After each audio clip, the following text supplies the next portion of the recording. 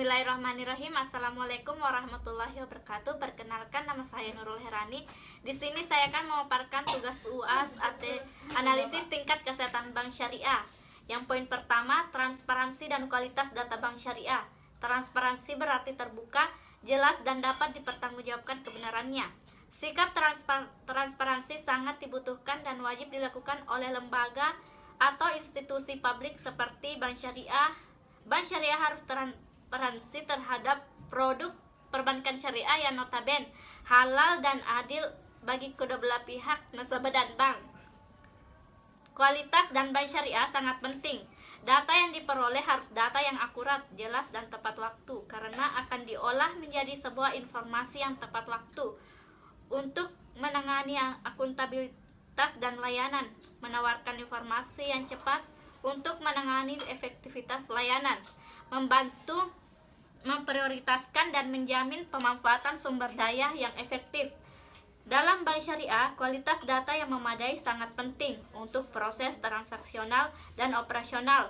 Kualitas data dapat dipengaruhi oleh cara data dimasukkan, ditangani, dan dipelihara. Poin kedua, tata cara penilaian tingkat kesehatan bank umum syariah dan unit usaha syariah secara individual maupun secara konsolidasi. Yang pertama, tingkat kesehatan bank umum syariah dan unit usaha syariah secara individual, yaitu penilaian faktor profil risiko. Penilaian faktor profil risiko merupakan penilaian atas risiko yang melekat pada kegiatan bisnis bank, baik yang dapat dikualifikasikan maupun yang tidak. Dalam menilai profil risiko, bank wajib pula memperhatikan cakupan penerapan manajemen risiko sebagaimana diatur dalam ketentuan yang berlaku mengenai penerapan dan dalam manajemen risiko bagi bank umum syariah dan unit usaha syariah. Penilaian faktor good corporate governance. Penilaian faktor corporate governance bagi bank umum syariah merupakan penilaian terhadap kualitas manajemen bank atas pelaksanaan 5 prinsip tersebut, yaitu di mana berpedoman pada bank umum syariah dengan memperhatikan karakteristik dan kompleksitas bank. Yang kedua, menggunakan parameter atau indikator dengan berpedoman dengan lampiran. Yang ketiga, penerapan faktor ini berdasarkan analisa. Yang keempat, bank umum syariah melakukan penilaian sendiri. Pelaksanaan faktor ini secara berskala sesuai dengan periode penilaian. Yang kelima, harus memperhatikan kualitas penerapan dalam rangka penilaian profil resiko dengan memiliki keterkaitan pada kualitas penerapan manajemen risiko. Yang keenam, selama bank umum syariah membuat penilaian pada faktor ini. Yang ketujuh, penilaian faktor ini wajib ditandatangani oleh direksi bank umum syariah. Yang kedelapan, bank umum syariah penilaian faktor ini baik secara individual maupun konsolidasi. Yang kedelapan, OJK melakukan penilaian atau evaluasi terhadap hasil penilaian semua pelaksanaan disampaikan bank umum syariah. Yang kesembilan, OJK harus meminta bank umum syariah untuk menyampaikan tindak yang membuat langkah-langkah perbaikan secara komprehensif dan sistematis. Yang penilaian faktor rentabilitas di sini meliputi evaluasi terhadap kinerja rentabilitas, sumber-sumber rentabilitas, kesinambungan rentabilitas, manajemen rentabilitas, dan pelaksanaan fungsi sosial.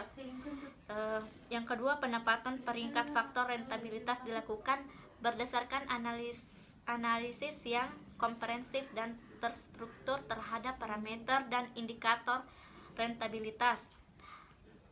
Faktor ketiga, penetapan peringkat faktor rentabilitas dikategorikan dalam 5 peringkat. Terus penilaian faktor permodalan meliputi evaluasi terhadap kecukupan modal dan kecukupan pengelolaan permodalan. Yang kedua, dalam melakukan penilaian bank umum syariah perlu mempertimbangkan tingkat tren, struktur, dan stabilitas permodalan.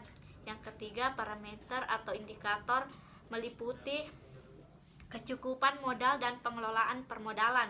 Yang keempat, faktor permodalan ditetapkan berdasarkan analisis yang komprehensif dengan struktur terhadap parameter atau indikator permodalan. Yang kelima, penetapan peringkat faktor permodalan dikategorikan dengan 5 peringkat. 2. Tingkat kesehatan bank umum syariah secara konsolidasi meliputi bank umum syariah melakukan pengendalian terhadap perusahaan anak, wajib melakukan penilaian tingkat kesehatan bank secara konsolidasi. Yang kedua, penetapan perusahaan anak wajib dikonsolidasi mengacu pada ketentuan yang berlaku mengenai penerapan manajemen risiko secara konsolidasi.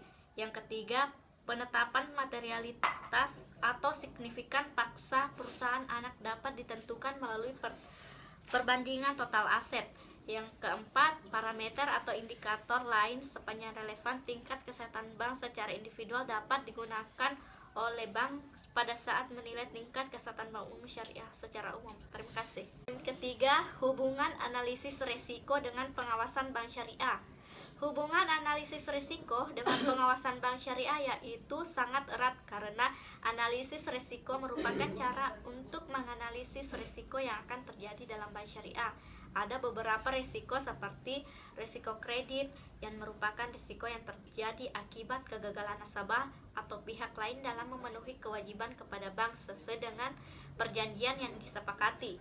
Ada juga risiko besar yaitu risiko pada posisi neraca dan rekening administratif akibat perubahan harga pasar, antara lain risiko berupa perubahan nilai dari aset yang dapat diperdagangkan atau disewakan. Terima kasih.